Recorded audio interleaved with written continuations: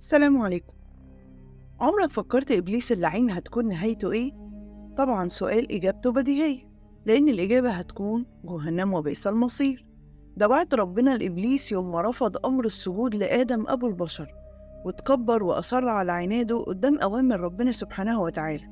وكان طلبه الوحيد إن ربنا سبحانه وتعالى يجعله من المنظرين، يعني من المخلدين ليوم الدين، عشان يفضل يوسوس لبني البشر لحد يوم القيامة. وبالفعل ربنا جعله من المنظرين، بس كمان وعده بجهنم هو وكل اللي هيتبعه وسوسته. أما إبليس واللي من الوقت ده ولحد وقتنا هذا ولحد كمان قيام الساعة حط خطة وبدأ ينفذها فورا.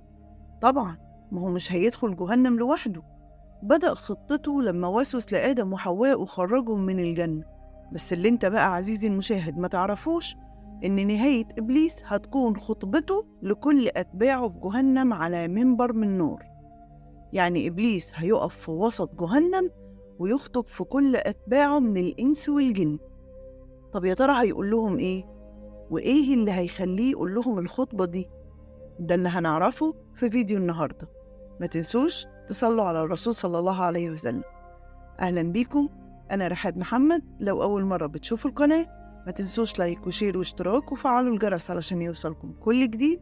ويلا بينا نبدأ الفيديو. طبعا أغلبنا عارفين بداية القصة وقرأناها في أكتر من سورة في القرآن الكريم، لما ربنا سبحانه وتعالى خلق سيدنا آدم وأمر جميع الملائكة بالسجود ليه.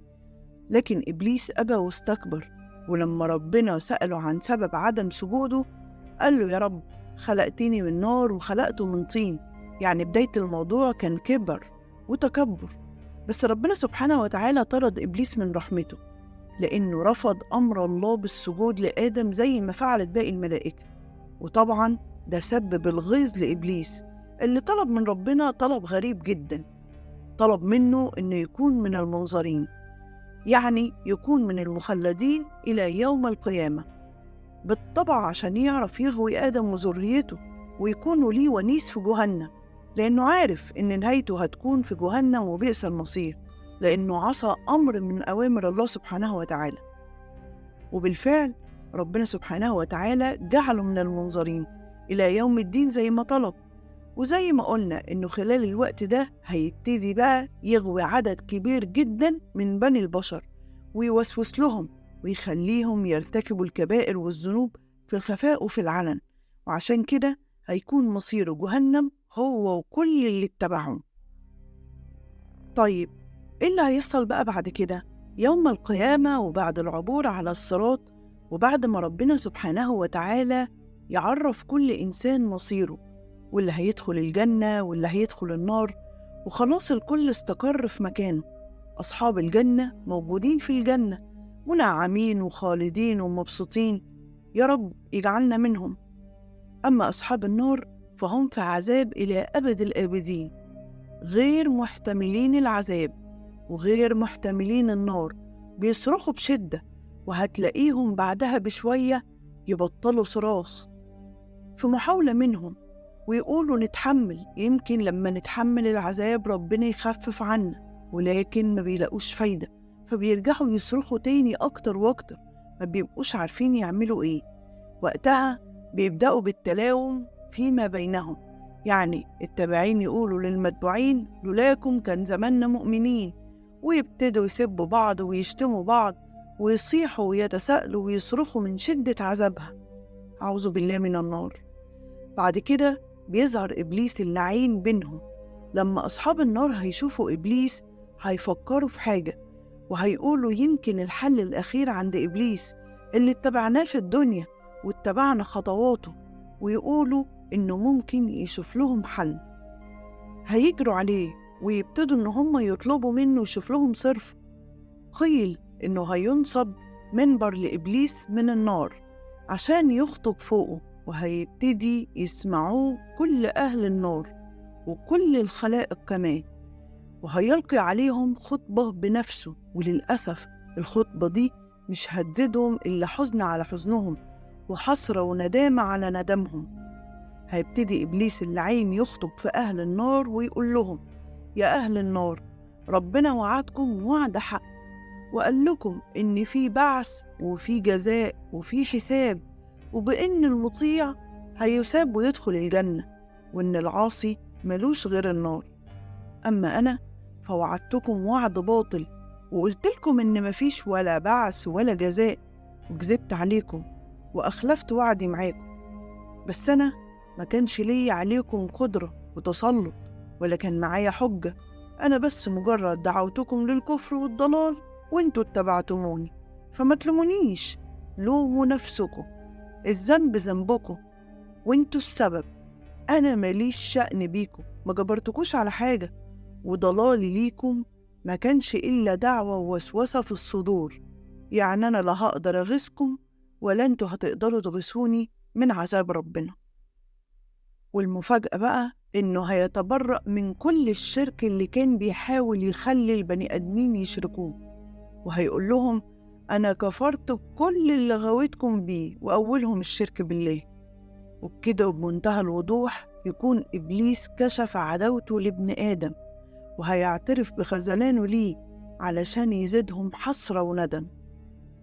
المشهد ده هيكون من أعظم المشاهد على أهل النار، وأشدها إيلام وحسرة، لما هيتبرأ إبليس من أتباعه، وهيعترف الكفار بالحق في صفات الله تعالى وهم في الدرك الأسفل من النار.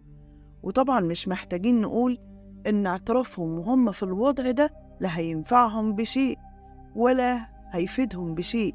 كان أولى أنهم يعترفوا بده في الدنيا، لأن الدنيا دار العمل، أما الآخرة فهي دار الجزاء والحساب. وأثناء ما بيكونوا الكفار في نار جهنم نادمين وفي قلوبهم منتهى الحسرة ومعذبين على اللي عملوه، هتلاقي المؤمنين الصالحين بيدخلوا الجنة بفضل الله تعالى ورحمته، وفي سلام من ربهم بتحمله ليهم الملائكة.